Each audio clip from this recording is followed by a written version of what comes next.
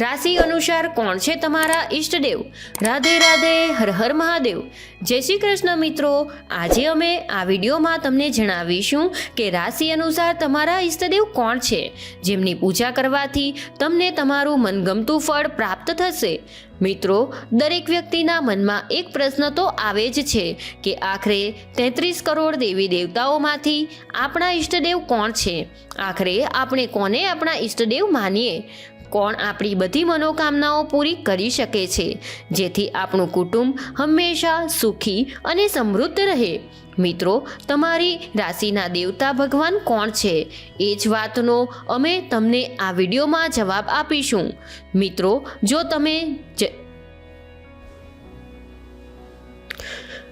તમે ભગવાન વિષ્ણુ અને ભગવાન ભોળેનાથના સાચા ભક્તો હોય તો કોમેન્ટ બોક્સમાં જય શ્રી કૃષ્ણ, હર હર મહાદેવ અવશ્ય લખજો.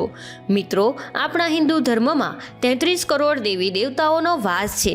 એમાંથી તમારી રાશિના દેવતા કયા છે એ તમારે જાણવું જોઈએ અને તમારે એ દેવી દેવતાની પૂજા અને આરાધના કરવી જોઈએ. આનાથી તમને ખૂબ જ જલ્દી લાભ જોવા મળશે. દરેક રાશિ માટે એક અલગ દેવતા હોય છે. મિત્રો, દરેક દેવતાની પૂજામાં એક અલગ પૂજા સામગ્રી અર્પણ કરવી પડે છે. જો તમે પૂજા સાચી રીતે કરો છો તો ભગવાન તમારાથી ખૂબ જ જલ્દી પ્રસન્ન થઈ જાય છે, અને જો તમે ભગવાનની પૂજા ખોટી રીતે કરો છો તો ભગવાન તમારાથી નારાજ પણ થઈ શકે છે. મિત્રો, જો તમે ઈચ્છો છો કે તમારા જીવનમાં સુખ સમૃદ્ધિ તમને હંમેશા પ્રાપ્ત થાય તો આ માટે તમારે તમારા ઈષ્ટદેવને સારી રીતે પૂજા અર્ચના કરીને પ્રસન્ન કરવા પડશે, જેથી તેમની મનોકામના જલ્દી પૂરી થઈ જાય. મિત્રો, એ ઉપરાંત ઈષ્ટદેવની પૂજા કરવાનું એક ખૂબ જ વિશેષ મહત્ત્વ બતાવવામાં આવે છે, પરંતુ કેટલાક લોકો એવા હોય છે જેમણે તેમના ઈષ્ટદેવ વિશે કદી જાણવાનો પ્રયાસ જ નથી કર્યો, અને ન તો તેઓ જાણે છે અને તેમને એ પણ નથી ખબર હોતી કે આખરે તેમના ઈષ્ટદેવ કોણ છે. તો તમે તમારી રાશિ દ્વારા પણ તમારા ઈષ્ટદેવનો પત્તો લગાવી શકો છો, અને તેમની પૂજા કરવાથી તમને એક વિશેષ લાભ પ્રાપ્ત થશે. મિત્રો, પ્રત્યેક દેવી દેવતા કોઈને કોઈ ગ્રહ સાથે સંબંધ તો રાખે જ છે. આથી આવી સ્થિતિમાં જો કોઈ દેવી દેવતા જાતકની કુંડળીની ગ્રહ સ્થિતિ સાથે મેળ નહીં ખાય તો જાતકને પૂજાપાઠનું અનુકૂળ પરિણામ કદી નહીં મળે, અને લોકો વિચારશે કે તમે તો દિવસ રાત ભગવાનની પૂજાપાઠ કરો છો અને નિરંતર તેમના ભજન કીર્તન કરીએ છીએ, પરંતુ છતાં પણ અમને કોઈ ફળ મળતું નથી. કેટલીક વાર તો ગ્રહ દશાના વિપરીત દેવી દેવતા પસંદ કરવાથી જાતકને ખૂબ જ વધારે નુકસાન ઉઠાવવું પડે છે. મિત્રો, માન્યતાઓ અનુસાર પોતાની કુંડળીની ગ્રહ સ્થિતિ અનુસાર જ દેવી દેવતાઓની પસંદગી કરવી ખૂબ જ શ્રેષ્ઠ હોય છે. કુંડળી અનુસાર દેવી દેવતા જાણવા માટે જાતકની કુંડળીનો પ્રથમ ભાવ, પંચમ ભાવ અને નવમ ભાવમાં પસંદગી કરવી ખૂબ જ ઉત્તમ કહેવાય છે. મિત્રો, કહેવાય છે કે જ્યારે વ્યક્તિ જન્મ લે છે ત્યારે ગ્રહ નક્ષત્રનું ખૂબ વધારે મહત્ત્વ હોય છે. જન્મ લેતી વખતે જ્યારે ગોચર અને ચંદ્રમા જે રાશિમાં હોય છે, જાતકનો આ રાશિમાં જન્મ કહેવાય. આવી સ્થિતિમાં રાશિ અનુસાર તમને તમારા ઈષ્ટદેવનો પત્તો ખૂબ જ સરળતાથી લાગી જશે. મિત્રો, અવકાશમાં 12 રાશિઓ છે, જેમાં 28 નક્ષત્રો ભ્રમણ કરે છે. વ્યક્તિનો જન્મ કોઈને કોઈ નક્ષત્રમાં તો અવશ્ય થાય જ છે, અને દરેક નક્ષત્ર કોઈને કોઈ રાશિ સાથે સંબંધિત જરૂર હોય છે. મિત્રો, હિન્દુ ધર્મ ગ્રંથના પવિત્ર ગ્રંથ અગ્નિ પુરાણમાં પણ એ જ કહેવામાં આવે છે કે પોતાની રાશિ અનુસાર દેવી દેવતાઓની પૂજા કરવાથી આપણને ખૂબ જ જલ્દી શુભ ફળ મળે છે. તો મિત્રો, વિડીયોમાં આગળ વધતા પહેલાં ચેનલને સબસ્ક્રાઈબ કરી લેજો અને કોમેન્ટ બોક્સમાં જય શ્રી કૃષ્ણ લખવાનું ભૂલશો નહીં. બેલ આઇકન દબાવો અને આ વિડીયોને તમારા મિત્રો સાથે પણ જરૂરથી શેર કરજો, જેથી તેઓ પણ આ માહિતી જાણી શકે. ચાલો મિત્રો, હવે વિડીયોને શરૂ કરીએ છીએ. નંબર 1 છે મેષ રાશિ.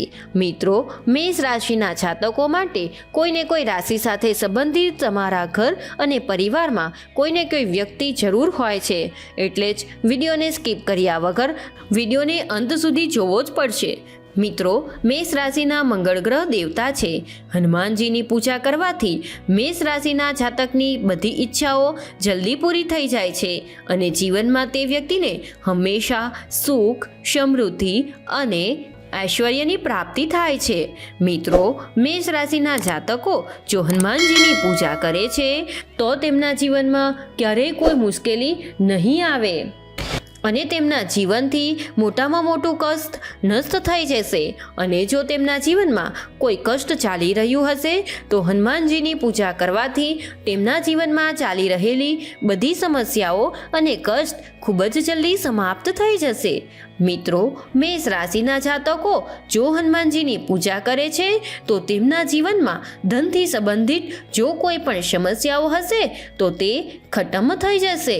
ધનની બધી સમસ્યાઓ મેષ રાશિવાળાની હનુમાનજી સમાપ્ત કરી દે છે અને હનુમાનજીની પૂજા કરવાથી જ મેષ રાશિવાળાની આર્થિક સ્થિતિ ખૂબ જ મજબૂત થઈ જાય છે. મિત્રો, એટલે જ મેષ રાશિવાળાઓએ હનુમાનજીની પૂજા અવશ્ય કરવી જોઈએ. મિત્રો, મેષ રાશિવાળાઓએ હનુમાનજીનું વ્રત પણ જરૂર રાખવું જોઈએ. હનુમાનજીનું વ્રત મંગળવારના દિવસે રાખવામાં આવે છે. જો દેવીઓની વાત કરીએ તો ભગવાનની તારા, નીલ, સરસ્વતી અને માતા શૈલપુત્રી આ રાશિની દેવીઓ હોય છે. મિત્રો, ચાલો હવે વાત કરીએ આગળની રાશિ તરફ. તે છે વૃષભ રાશિ. તમારી રાશિના શુક્રદેવ ગ્રહ દેવતા છે અને મુખ્ય દેવતા શ્રી હરિ વિષ્ણુજીને માનવામાં આવે છે. વૃષભ રાશિના લોકોએ શનિવારના દિવસે કાળા અને નીલા રંગના કપડાં ભૂલથી પણ નહીં પહેરવા જોઈએ. આવું કરવાથી ખૂબ જ નુકસાનકારક સાબિત થઈ શકે છે. મિત્રો, જ્યોતિષ શાસ્ત્ર અનુસાર કહેવામાં આવે છે કે વૃષભ રાશિવાળાઓએ શનિવારના દિવસે પીપળાના વૃક્ષની પરિક્રમા જરૂર કરવી જોઈએ તથા પીપળાના વૃક્ષ નીચે એક પુષ્પ તો જરૂર અર્પણ કરવું જોઈએ. એવી માન્યતા બતાવવામાં આવે છે કે આવું કરવાથી તે વ્યક્તિની દરેક સમસ્યા દૂર થઈ જાય છે. મિત્રો, જો દેવીઓની વાત કરીએ તો વૃષભ રાશિઓ માટે માતા લક્ષ્મી અને શ્રી વિદ્યા આ રાશિની દેવીઓ છે. મિત્રો, કહેવામાં આવે છે કે વૃષભ રાશિના જાતક પર માતા લક્ષ્મીની કૃપા બની રહે છે. જો તેઓ તેમની પૂજા કરે છે તો તેમના જીવનમાં ક્યારેય કોઈ મોટું કષ્ટ નહીં આવે અને જો કોઈ તેમના જીવનમાં કષ્ટ ચાલી રહ્યું હોય તો માતા લક્ષ્મીની પૂજા કરવાથી તેમના જીવનના બધા કષ્ટ પણ નષ્ટ થઈ જાય છે. બધી સમસ્યાઓ તેમનાથી દૂર ભાગી જાય છે.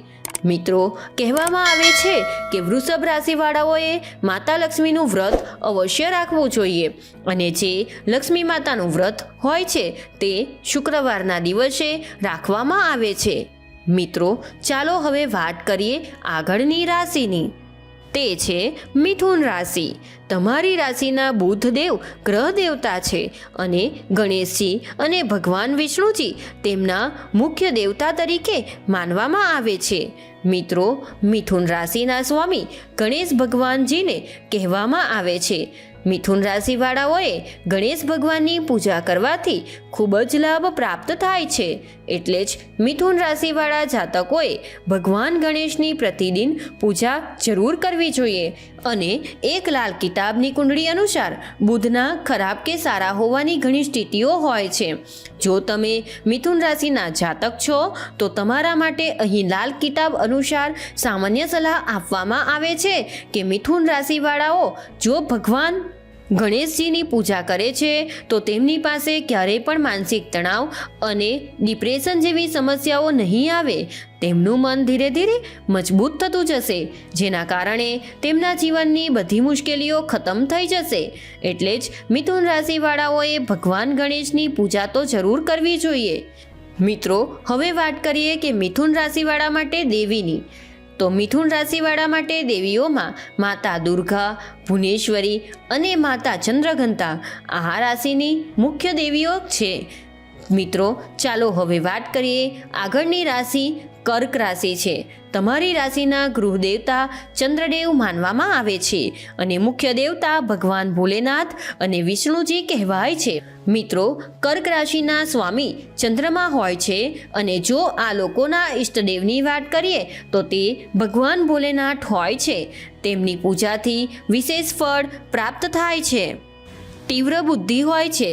ઈષ્ટદેવની પૂજા કરવાથી તેમની કુંડળીમાં ભલે ગમે તેટલા ગ્રહ દોષ હોય છે તે બધા સમાપ્ત થઈ જાય છે અને ઈષ્ટદેવ તેમનાથી પ્રસન્ન થઈ જાય છે. તેથી આ બધા મિત્રો વ્યક્તિઓને વધુ પરેશાન નથી કરતા. મિત્રો કર્ક રાશિના જાતકોએ સોમવારે ભગવાન ભોલેનાથનું વ્રત તો અવશ્ય રાખવું જોઈએ, તેમજ ગરીબોને ખાવાનું ખવડાવવું જોઈએ. અને જો વ્રત રાખવું શક્ય ન હોય તો તેમણે ભગવાન શિવજીની સોમવારના દિવસે અવશ્ય પૂજા કરવી જોઈએ.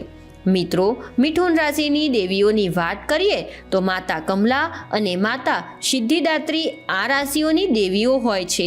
મિત્રો ચાલો હવે આગળની રાશિની વાત કરીએ તો તે રાશિ છે સિંહ રાશિ. સિંહ રાશિના ગુરુ દેવતા સૂર્યદેવ માનવામાં આવે છે. રાશિનો સ્વામી સૂર્ય હોય છે એટલે જ તેમના ઈષ્ટદેવ હનુમાનજી અને ગાયત્રી કહેવાય છે. મિત્રો ઈષ્ટદેવની પૂજા કરવાથી એ ફાયદો થાય છે કે કુંડળીમાં જો આપણી કોઈ પણ પ્રકારના દોષ હોય તો તે સમાપ્ત થઈ જાય છે. મિત્રો સિંહ રાશિવાળા જો સૂર્યદેવની પૂજા કરે તો તેમને ક્યારેય પણ માનસિક તણાવ, ડિપ્રેશન જેવી સમસ્યાઓનો શિકાર થવું નહીં પડે અને તેમનું મન હંમેશા મજબૂત રહેશે. સવારે સ્નાન કરીને સ્વચ્છ થઈને પોતાના ઘરના મંદિરમાં સૂર્યદેવની એક પ્રતિમા જરૂર રાખવી જોઈએ અને તેમની સામે દેશી ઘીનો એક દીવો અવશ્ય પ્રગટાવવો જોઈએ. મિત્રો સિંહ રાશિની દેવીઓની વાત કરીએ તો માતા ગાયત્રી, પિતાંબરા અને માતા કાલરાત્રી છે. મિત્રો ચાલો હવે આગળની રાશિની વાત કરીએ. તે રાશિ છે કન્યા રાશિ.